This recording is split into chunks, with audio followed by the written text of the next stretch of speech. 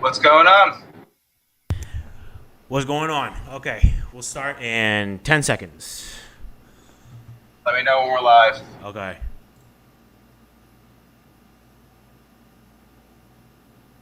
I got a surprise from work and they actually let me out a little early, so I am driving right now, but I am ready for this anyways. Okay. All right, we're going to start right What's now. going on? All right. What's going on? Okay, we'll start in 10 seconds. Let me know. All right, we're live. Okay, checkmate crew. This is Mickey Blindside. Today we have a special session at the pit. We've got our own MSC code here, and he's gonna go over the bull and bear case for the Ethereum merge. So MSC code, take it away, man. All right. I want to first start with a low-level overview of what exactly is taking place. Right now, Ethereum runs on a proof-of-work chain. And what proof-of-work means is that people will use GPUs to solve complex mathematical equations. And when they validate those equations, they are able to process the chain, confirm which transactions are valid, and when they propose a block that is completely valid, they get paid in ETH rewards. Those rewards right now are about 13,000 ETH per day. And that's all inflationary. And it's on a very similar schedule to Bitcoin in emissions. So they are both currently inflationary.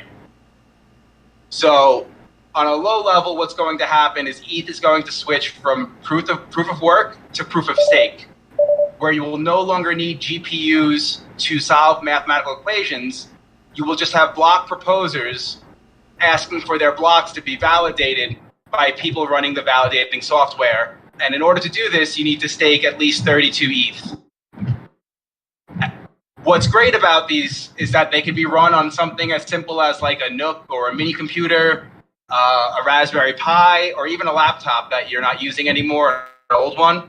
It doesn't take up a lot of computer's resources. However, it does take up some bandwidth, so that is something you have to be conscious of. When Ethereum switches to proof of stake, their issuance will decrease to about 1,000 to 2,000 ETH per day. And that is going to remain pretty constant for the next about 100 years. So we can now look at that as a constant in emissions. It's about a 90% reduction. And through supply and demand dynamics, that is a bullish fact. Anytime you get a 90% decrease in inflation, you're going to see more demand than supply available.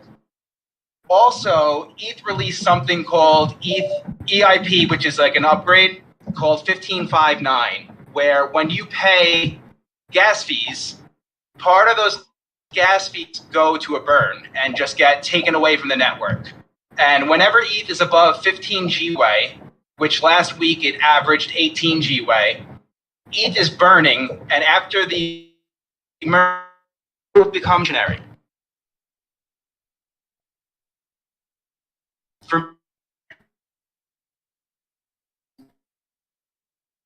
On top of ours, since people no longer need to solve these complex mathematical equations, there is a lot less energy consumed.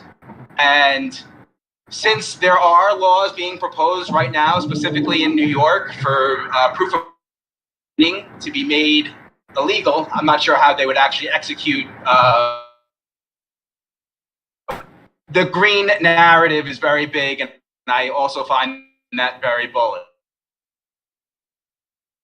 On top of that, there is just the general there's attention going towards ETH right now for these very reasons. So the more popularity on a chain, the more users there are, the more developers that will want to work on it. The more developers that want to work on it, the more great functioning applications. The more great applications, the more usage of the network. And again, more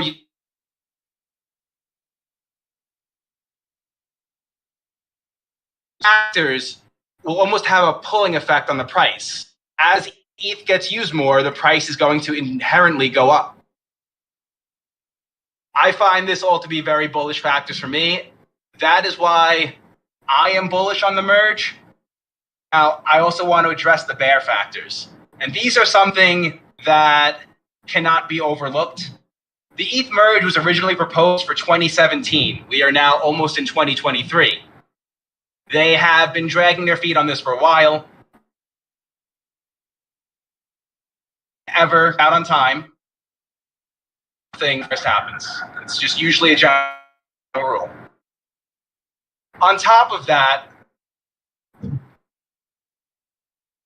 if the merge was delayed more, I could see pretty bearish. If the merge broke something, and it doesn't have to necessarily break the ETH network, it could possibly break all the applications on top of it. And that would also be very, so,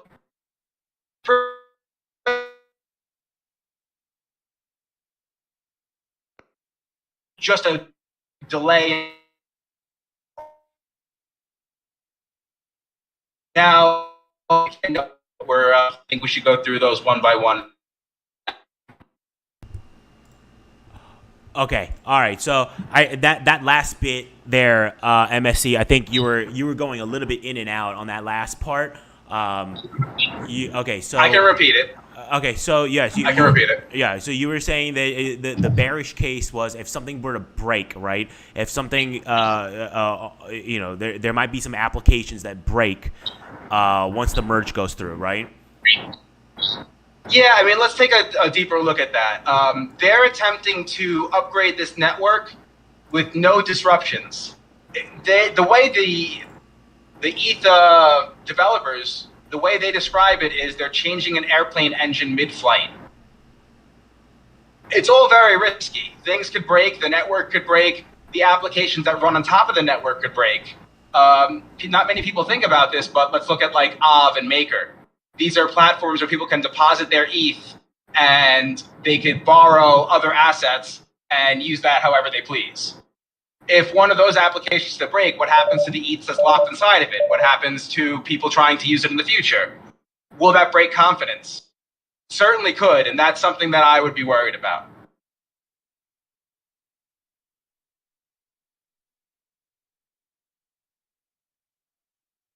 Am I still cutting in and out? No, you're good. We're actually getting some questions now from the Discord. We got some questions here right now. So one of the questions that's being asked is, how does proof of stake differ from proof of work, and what are the pros and cons of both? Okay. Proof of stake. So the reason why that you have to stake a certain number of ETH in order to run a validator is it's supposed to discourage you from wanting to be a bad actor and make fake transactions or falsify transactions, because if you were acting negatively towards the ETH network, you're only hurting the stake that you have in it. So that is one way to discourage people.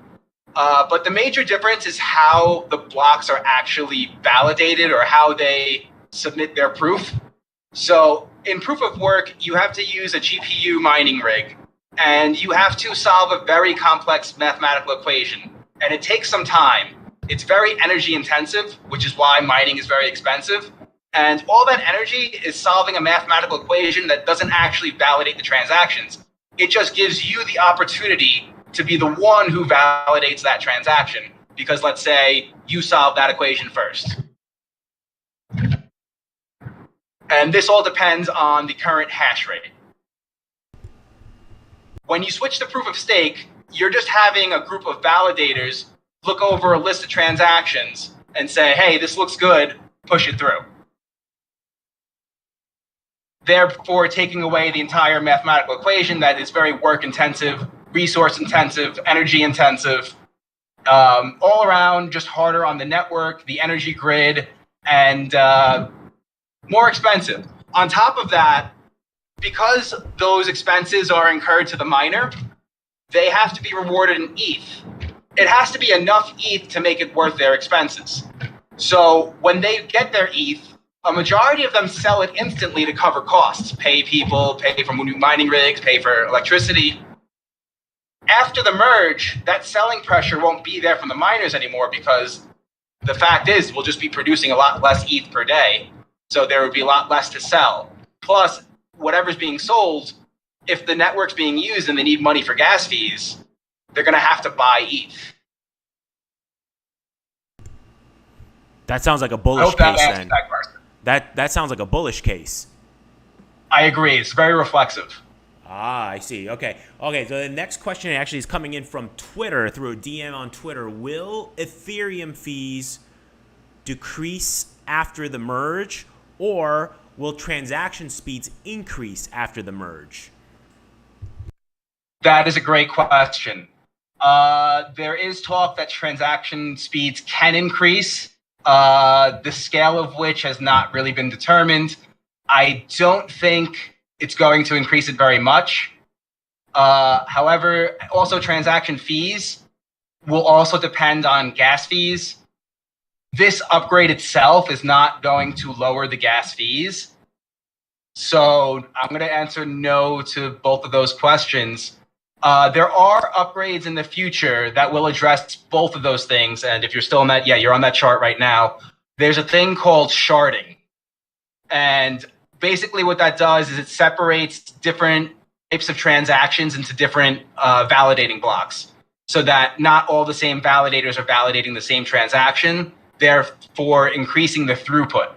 So that would increase the amount of transactions that we're able to take. And that should also decrease gas because now you're not paying gas for the entire network. You're paying gas for that determined transaction type. So that is something that will be coming in the future, but I wouldn't expect it for this upgrade specifically. All right, very good. Also something that I read, when I was reading about the merge, and this is a question that I had was, there's all this talk about a proof of work fork. All right, as a lot of these miners who are using proof of work, they may still continue to want to mine using their, all the equipment that they bought. So, should people expect to receive some tokens if and is the likelihood of a fork high?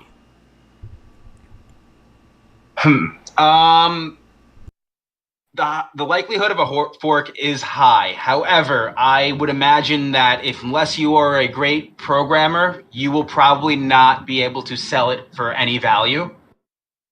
There are people that have already written code that will auto extract their proof of work ETH and sell it, and they're probably going to sell it down to zero. There are other proof of work chains that use GPU miners like Doge and Litecoin and the such, but however, they don't pay very much to their miners, so it wouldn't be profitable even to switch over. I imagine they're still going to do it just because they have the machines, but again, it's pennies compared to ETH. On top of that, the rewards that will continue in that ETH will be worthless, so they might end up jumping ship anyways. I wouldn't be too excited about getting your proof of work ETH. I think what people are trying to compare this to is back in 2017, I believe, Bitcoin had a hard fork with Bitcoin Cash. When that happened, everyone got the Bitcoin Cash token, and they were able to sell that for a profit, free money. I don't think that's going to be the case with this fork because of the way it's happening live, and it's not going to be two concurrent chains. But if anyone wants to compare it to anything, ETH has already forked, and that's why there's an Ethereum Classic. Ethereum Classic is worthless. There are no applications on top of it, yet people still speculate on it. So you never know what's going to happen with those coins in the future. I'm not putting much value behind it. And on just the next kind of question after that is, a lot of different Discord groups, a lot of different stock trading groups, there's a lot of retail traders who are very involved in some of the miners, some of the the crypto miners out there. Just looking at some of the crypto miners, for example, like Hut 8 mining, that has about I believe it's about 10 or 15% of their revenue comes from proof of work ETH mining.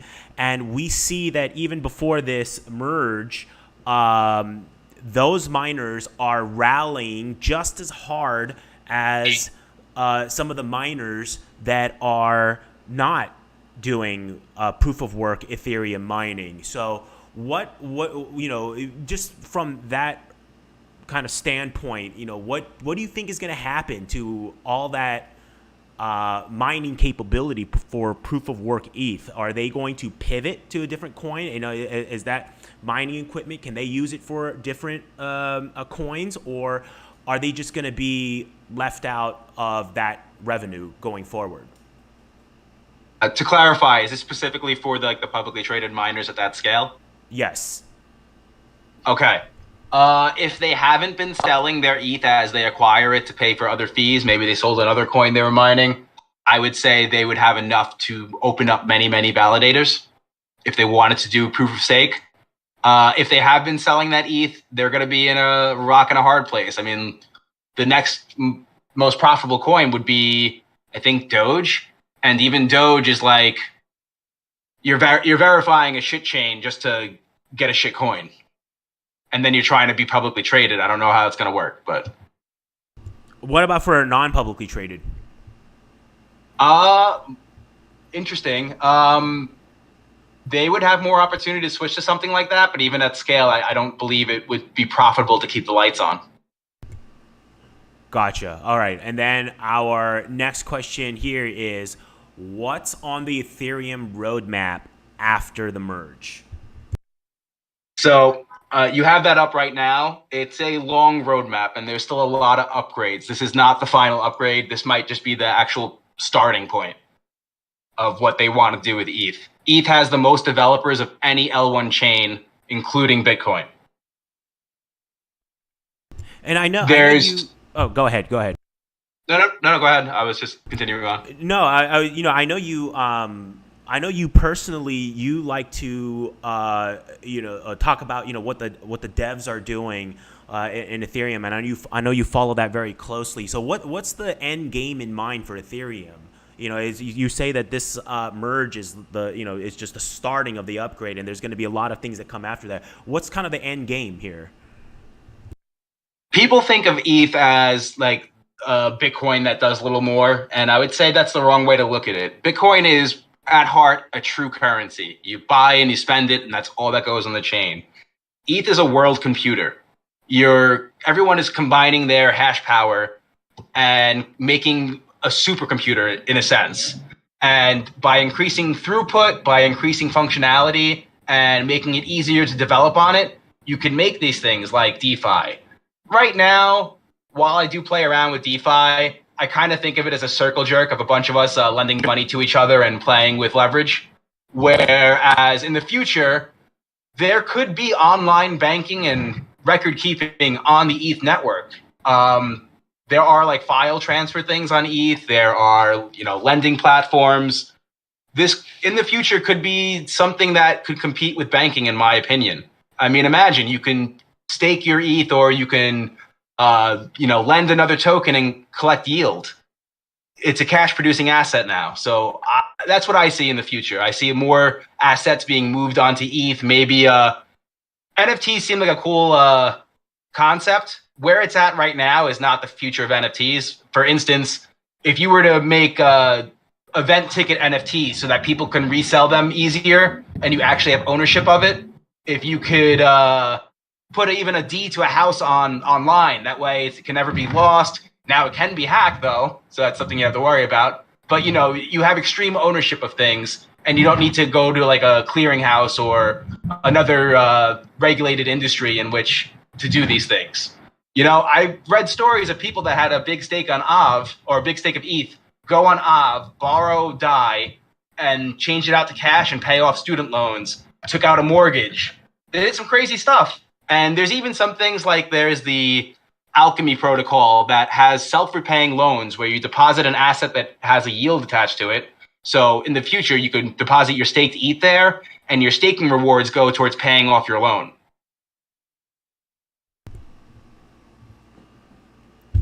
Very nice. Okay, so actually on that point, where it can, you said it's future of banking. From what I recall too, a lot of banks, especially J.P. Morgan, Goldman Sachs, they're actually acquiring a lot of crypto companies and crypto startups. I believe Consensus, which is the company that owns MetaMask, I believe the largest shareholder is J.P. Morgan, if I remember correctly. So I think they also have a stake in Infura, which is a giant node operator. And there was a time where a certain country got OFAC sanctioned, and they actually blocked them from their nodes. So people who didn't know how to input different nodes into MetaMask were actually just blocked from using MetaMask and didn't understand why. You are able to use your own personal node if you wanted to. You can go into your settings in your MetaMask and input your node address, and it would no longer have to go through Infura. But basically, what Chase is doing with this Infura node buy-in is they're finding a way to track what people are actually doing because they're validating the transactions. They know where the money's going and how it's being spent. It's just another data point for them.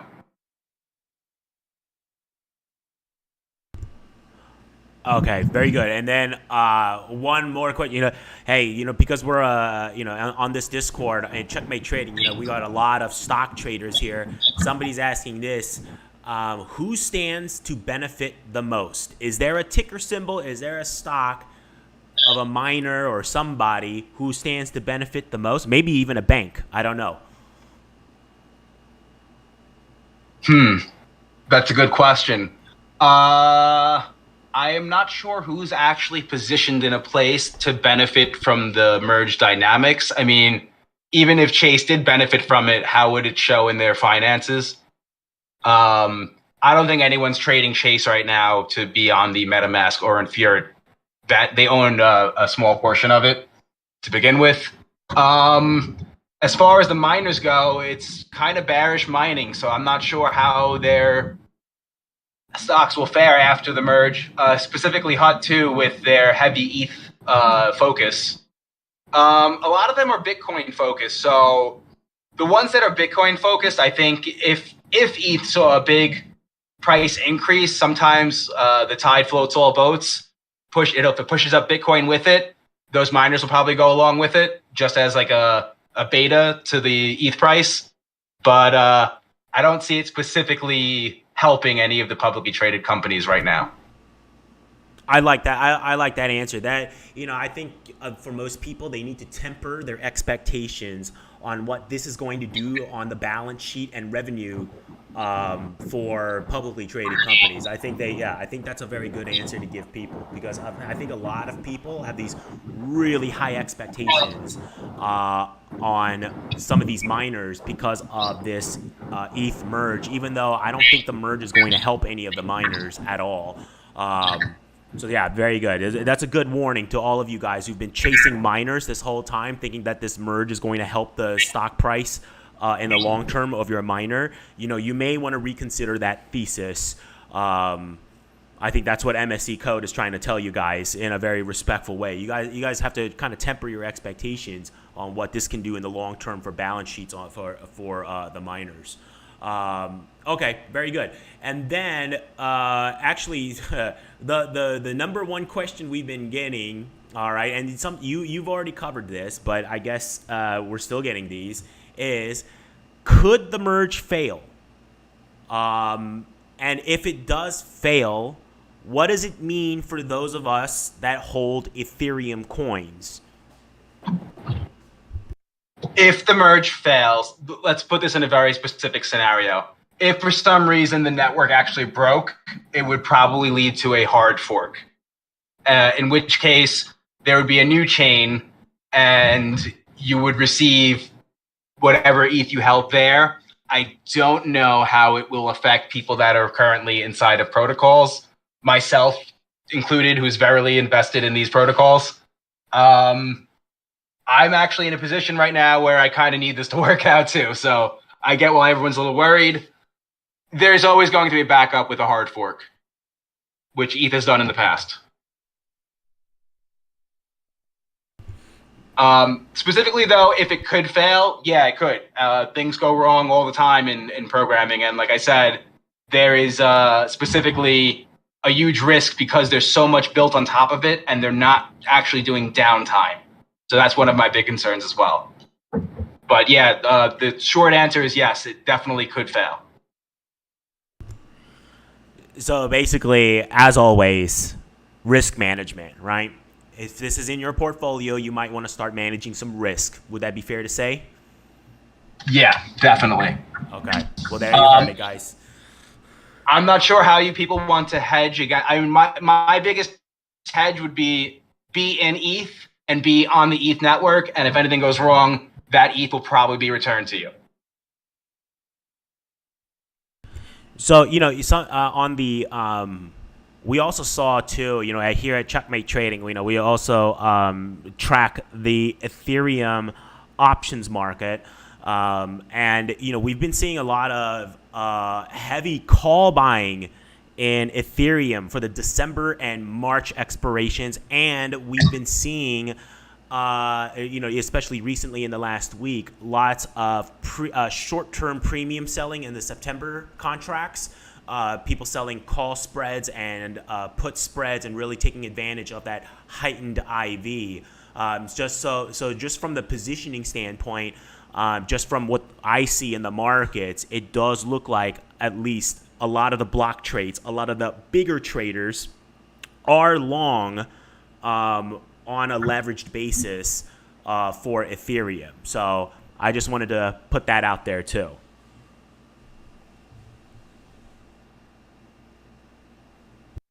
So as far as some of the other questions, so yeah, we're still getting questions right now. Can the merge fail? We're still getting questions like that. This one's a good one. Will the Ethereum network pause? Is there a possibility that we see a pause as a result of the merge? And if there is a pause, will that mean that people cannot withdraw their coins from an exchange like Coinbase? Can you still hear me? Yes.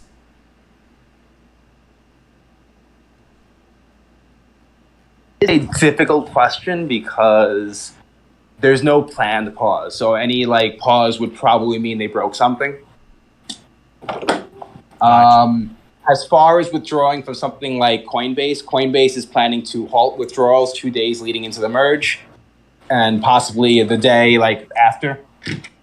They're waiting to see if ETH breaks as well. They don't want people mass exiting and crashing their system. It's not an attempt to people you're locked in it. It's just a safety net for their system itself. So I don't expect a pause. All right. Well, we're still getting questions, but a lot of the questions are repeats. I'm sure some of the people joined us after we started. This recording is going to be on YouTube, and we're going to put the full recording on YouTube, guys, so you all can rewind the tape and listen to everything that MSC Code here has been saying. Any final thoughts, MSC Code? Any final thoughts on this merge? Anything you want to share with the general public on what your thoughts are? So yeah, any final thoughts? Yeah, anyone who's really curious about the banking mindset behind this trade, there's a great writer. He's actually the maker of the BitMEX exchange. His name is Arthur Hayes. On Medium, his name is Crypto Hayes. He explained about George Soros' theory of reflexivity and how it's going to affect the ETH network, and I totally agree with him. The fact that the supply is decreasing, the interest is increasing, and the fact that you need it to pay for gas. So if people are using the network, they need to buy ETH for gas. There's a huge reduction in the issuance of ETH, so there isn't going to be as much available. And with the burn, it's slightly deflationary. So all these factors all pull together to push the price up instead of the current model now where they pay miners and miners have fees and costs involved with mining, so they have to sell their ETH. Right now, there's just constant sell pressure from the miners on top of the price appreciation. All right. Well, MSC Code, thank you so much for sharing your expertise with us. It's always a pleasure to hear about this. And hey, you know, I know a lot of people have been asking about what's going on with this Ethereum merge. So thank you for shedding some light on this topic here. So yes, guys, this was an exclusive from Checkmate Trading. So, you know, again, we're going to put this out on YouTube. You know, click subscribe, like, comment on the video. If you got any other questions you want us to answer about the merge, you know, write it on the comment section of our YouTube video and we will get to that, and I'll try to answer that and have MSC also chime in on those answers on the comment section. I do have one last thing for this guy. Oh, go for it. You cannot, so we have a lot of macroeconomic conditions right now that are weighing heavy on the market. You cannot predict what the Fed's going to do, and you cannot predict what the market's going to do. But one thing that you can predict is that if this is successful, there will be more demand than supply.